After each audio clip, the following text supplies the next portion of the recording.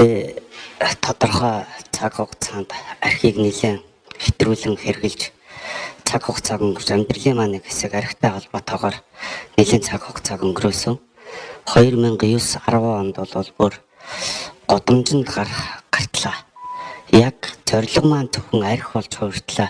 Архины тэр донтолд хамрагдаж архиусан.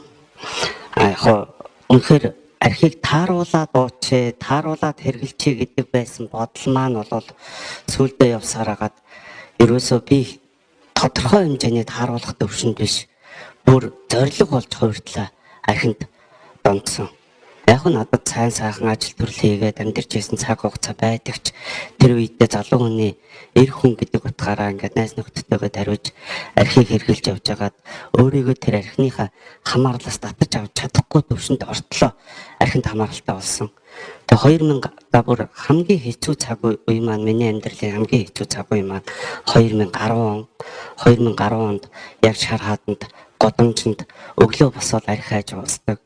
Орой тэгээ согтоод хаа хамаагүй унтчихдаг. Тэгээд өглөөс эрэхтэй ганцхан бодол сэрдэг зүйл маань бол архи болж хувирсан. Тэгээ тэр амьдрал цаг хугацаанд нэлээд удаа амьдарч хагаад 2011 онд энэ Монголын архич дамжлагын нийгэмлэг одоо энэ АА-гийн цуглаан гэдгийг мессежийг архины эмнэлгээс аваад тэгээд нэг удаа очиж хандаж үзсэн. Очиж хандаж үзээд тэр цуглаан үнэхээр миний яг өгүүлэгдэжсэн, надад хэрэгтэй байсан, миний тэр ганцаардал, миний тэр уйдгар гониг готрол бүх зүйлийг арай өөр эерэг тал руу нь харуулж өгч ингээд амьдрах эрч хүч гэдэг юм уу, эрүүл саруулаар надтай адилханаар ингээд архины хамааралтайгаар архин зов шаналаад амьдарч исэн хүмүүст эрүүл саруулаар амьдрах боломж байдгийн байна гэдэг сэтгэлд минь тэр нэг гэрлийг хасааж өгсөн газар бол яалтчгүй аагийн цуглаа. Мэдээж уугаад амьдарч явцын хугацаанд бол мэдээж тийм таатай зүйл гэж надад ерөөсөө огтосоо байгаагүй. Бүх зүйлээ алдсан, өөрийн гэсэн бүх зүйлээ алдсан. Гэр бүл өөр хүүхдээсээ даажаад өөрөө цухтаад явчихсан. Миний зорилго ерөөсөө ганцхан архивтлоо ингээд зорилгоо урдаа тавиад амьдралын хоног өдрүүдийг өнгөрөөгөж явж байсан цаг хугацаа надад байдаг юм аа. Тэгээ магадгүй ингээд миний яриаг сонсоод өөрт чинь их бага хэмжээний архины асуудал байдаг. Өөрөө тааруулаад хэрэгжилчийгээд тааруулж хэрэгжилж чадахгүй төвшөнд нэг уухаараа цогсоод дийлэхгүйгээр ингээ үргэлжлүүлээд уугаад байдаг ийм асуудалтай хэн нэгэн байвал мөн та өөрөө архины асуудлыг өөрөө шийдэж чадахгүй байгаа бол аагийн цуглаанд хандаад үзвэл магадгүй танд над шиг тэр зовлон амьдралаар амьдрахгүйгээр өнөөдөр миний энэ гэрэл дээрээ сайн сайхан амьдарч байгаа энэ амьдралын замналаар бас амьдраа явах боломжийг аагийн уулзалт ярилцлага өгдгийг шүү гэдгийг би өнөөдөр зүгээр хэлж ирсэн. Би өөрийгөө энд магтанд болж би мандагч гэдэг юм уу тэр утгаараа яриа өгж байгаа юм биш. Архины асуудал гэдэг хамгийн хүнд асуудал. Өөрөө хичээгээд дийлдэггүй ганцаараа дийлдэггүй өвчин бол архины асуудал. Намайг архинаас гаргах гэж ээж минь эхнэр минь гэр бүлийнхэн маань бүгд ерөөсө болж бүтгэл ам хувраг бөө одоо юу гэдгийг бүх газраар дагуулж явсан. Ямар ч үрдэн болоогүй. Би одоо 11 оны 1 сарын сүүлээр аагийн цуглаанд орж ирснээс хойш одоо 9 жил гарan би нэг жүн зарих нэг балга пив уугаагүй амьдарч байна. Өөрийн гэсэн алдсан бүх юмаа эргүүлж авсан. Одоо өөр хүүхэд тань ажил гэр бүлтэйгээ хамт гişнээ сайхан амьдарч байна. Архигүйгээр эрүүл саруулаар залуу зандан хүн өөрийн гэсэн зорилго итгэл үнэмшилтэй болоод амьдрахын утга учир гэдэг зүйл юу гэдэг юм бэ гэдгийг би аагийн цуглаанаас олж авсан. Надад өнөөдөр л яг одоо юу гэдэг найз нөхдөдөө дарвал уучихсан болж байна. Маргааш нас цосооч нөгөөдрөөс цосооч гэж бодож өөрөө ууж явсараа сүлд өөрөө татаж авахаа байж дийлхэ байсан.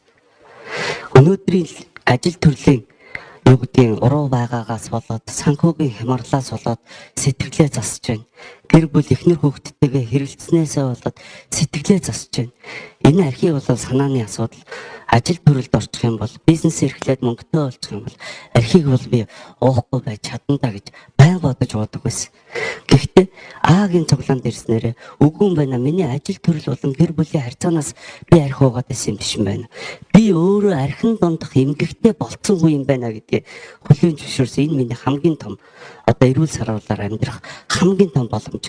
Өөрөө өөртөөгөө ярилцсан, өөрөө өөрийгөө олж харсан тэр цаг хугацаа бол Агийн анхны цуглаан дээр суусан тэр өдөр байсан. Бүх асуудал ганцхан надад байсан.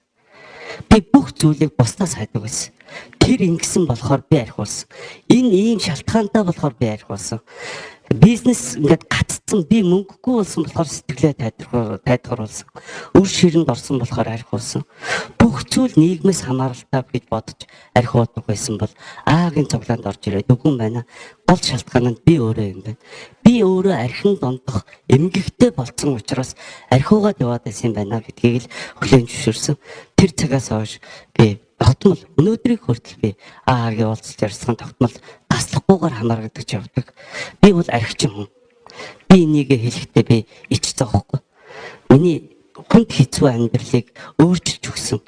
Миний сэтгэлд амьдрах тийм ирч хүч, итгэл үнэмшлийг өгсөн газар яалтгүй Агийн цуглаа. Би Агийн цуглаанд төлбөр мөнгө төлдөг.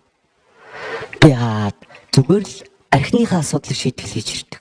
Агийн цуглааны надад хамгийн гол таалагддаг зүйл нь бүгд эр эмгүй насны хязгааргүйгээр бүгд архиныхаа асуудлыг шийдэх гэж хамтран нөхөрлсөн тийм эрэгтэй эмэгтэй хүмүүсийн нөхөрлөл байдаг.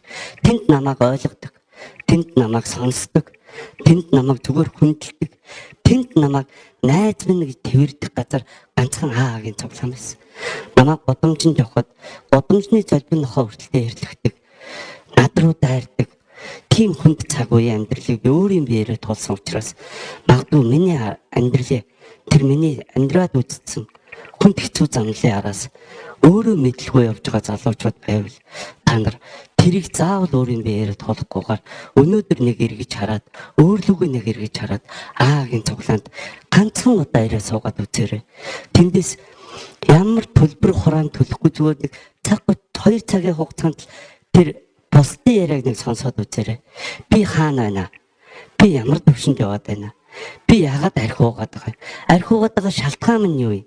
Энэ бүхнийг тэндээс магадгүй чи эргэж харж ухаарч магадгүй. Энийг л хэлэх гэж би энд ирсэн. Би өнөөдөр дэндүү одоо юу гэдгийг сэтгэлийн амар амгалан, тайван, амьдрах эрч хүчтэй, итгэл үнэмшилтэйгээр би амьдралын хорвоогийн энэ өдрүүдийг өнгөрөөж явна. Энэ би хүсээд мөрөөдөөд чинь амьдралаар одоо амьдрч чадахгүй дээ гэж бодож явсан цаг үе надад би.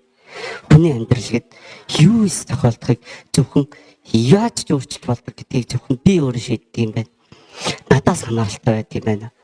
Тийм учраас хэрвээ чи архины асуудалтай, хэрвээ магадгүй гэр бүлийн архины асуудалтай хүн байвал Агийн уулзалт ярилцлаганд нэг удаач болов хамруулад үзээрэй.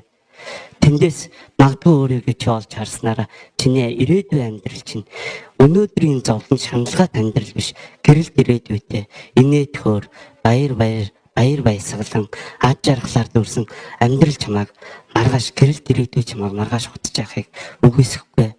Агийн цуглаанд ирээд ганц удаа суугаад үзэхэд гарцтай юм огт байхгүй шүү гэдгийг хэлэх гэж ирсэн. Анхаарал тавьсанд баярлалаа.